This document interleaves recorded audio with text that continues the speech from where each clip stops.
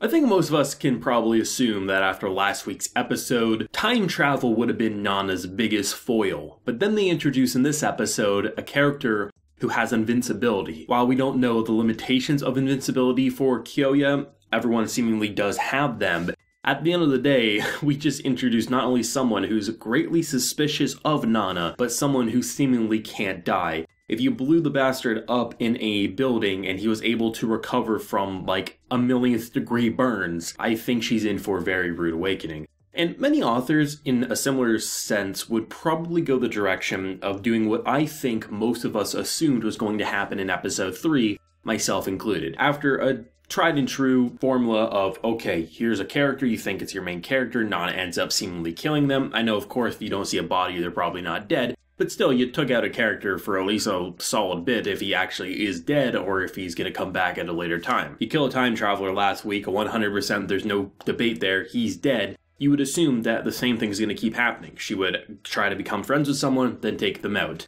And while that would be fun, eventually it would grow stale because it would feel like because she's so good at reading the room and no one's going to suspect her because even before her arrival, they assumed there was enemies of humanity among them. She had the perfect cover up there, and then you introduce someone who you kind of already suspected that he knew something, but then you twist it on its head and you say, oh, he's actually kind of clueless. Kyouya is a type of person who just because of his general persona, he has a hard time making friends. He is suspicious of what happened to our boy in episode 1, but at the end of the day, it's not like he's looking at her as being the suspicious one. So as the episode gets going, you really start seeing things from Nana's perspective being like, okay, you know, I definitely gotta take care of this guy, but he's not gonna be the biggest threat ever. I just need to know what his ability is. And every time you try to get closer to information, he's like, well, you can just read my mind, can't you? And she's like, yes, of course. I love, instead of once again just doing a kill formula, instead what you do is you give her an actual obstacle to overcome. Because while there definitely has to be a limitation, and if I had to put my eggs in any basket, I don't know what his actual weakness would be.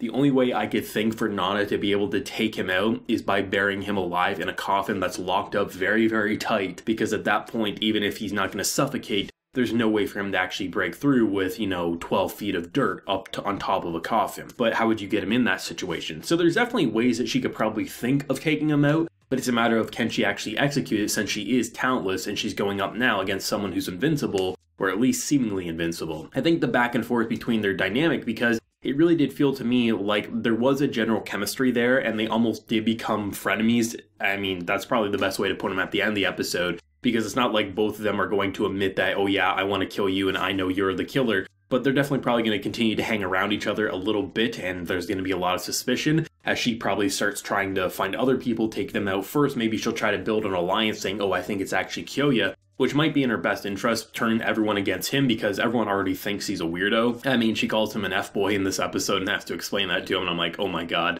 This show is amazing. Honestly, that probably would be her best bet, is to basically try to turn as many people against them, maybe even the very unaware teacher who has no idea what to do and is complete oblivious to everything surrounding him. She does get everyone targeting him. It would actually be very bad for him. Even if he can't die, he would have no allies and support, and maybe he'll get thrown into a makeshift prison or something like that. We're gonna go like Lord of the Flies, who knows what's gonna happen. But I really did like this episode. In fact, I'd actually say this was probably the most interesting episode despite it not having a death. I felt like the slow burn aspect to it and how she definitely is feeling the heat because she needs to make sure that her biggest obstacles are taken care of first, because you never know with these characters. Even someone who can freeze things, even though they can't freeze humans, they can freeze objects. I mean, you don't want to have that as your enemy. You want to make sure everyone really does believe you can read minds and things like that. And it's very interesting how she kind of gets confronted about like reading minds, and she calls out, well, like, hey, that's your girlfriend. Well, how do you know that's my girlfriend? And then our boy comes in and says, hey, clearly one side of each of you is wet, but that's just a theory, so you probably were walking under an umbrella together. I was like, oh my god, Kyouya is easily best character of this series. I'm gonna go as far to say I love Nana in her like assassination style plotline, and how she definitely feels like she's been manipulated into doing something that probably isn't the best in terms of human nature. But at the end of the day, Kyouya is someone who I really thought was this like know-it-all kind of persona who really was suspicious of her. But then you see a different side of him, this retro gamer, someone who generally just wants to have friends, but at the end of the day is like, clearly something's going awry here and I need to take care of it. And he does still have that suspicion at the end, and you really do see his true motives, where he is looking at characters like Nana and saying she is up to no good. But at the end of the day, he also does have this fun side that you don't see at first glance. You have to go inside his messy bedroom. I actually continue to really enjoy how you have Nana be able to examine how she can potentially kill these people, but at the end of the day, it's not something that you're easily going to pick up on as a first-time watcher. The idea that in his room he double-tied trash bags, indicating that he probably doesn't have a sense of smell but wants to make sure for other people's sake they don't smell his trash. Well, since he's going into this shed that he's warming up milk for the cat that our boy in episode 1 was looking after, then you have a way to basically make the gas leak and things like that, so when he turns on the stove, he'll blow himself up. It definitely was sloppy of Nana, I will say, in terms of just being like, she didn't even believe that would kill him, but she believed that it would be a good way to see what his ability was, and she didn't really cover up a good way to make him understand, hey, why were you here? Why didn't you know I was in here? And he does call her out on basically giving her an excuse to make her look good, but because she has such a shocked expression, she has no way to confirm or deny that. So I think the cat's out of the bag for her for sure, but I don't think he's going to be someone who's just going to like spout it, because especially considering that they went to the teacher and the teacher was completely clueless.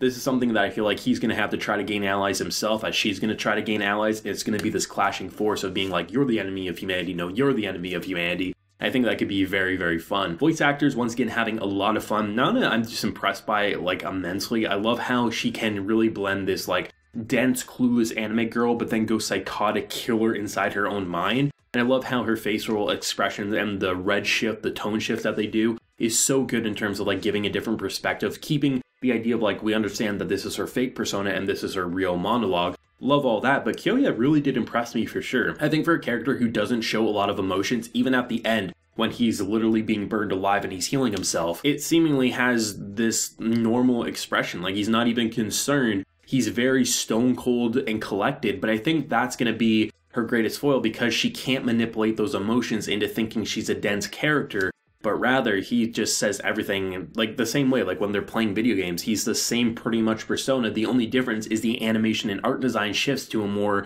fun, chibi, and simple aesthetic. That's the only difference. His actual vocal performance stays consistent, and I think that's what makes it so chilling, especially for a character like Nana. Kyouya, easily my favorite character, Nana very close second, but I think because now she actually has a real foil, it's not going to become formulaic. I think they probably could have went another 2, maybe 3 episodes most of just every episode killing someone, showing a creative kill, and it having being pretty interesting. But eventually we would come to a point where we're like, okay, she never loses. But the fact that she did in this episode seemingly has the ability to regenerate his skin, seemingly can't die from explosions. What is his weakness? She better hope she finds a coffin, a few locks, and can get someone to dig her a hole, because goddamn, she needs to bury this guy alive, or he's going to be her greatest weakness.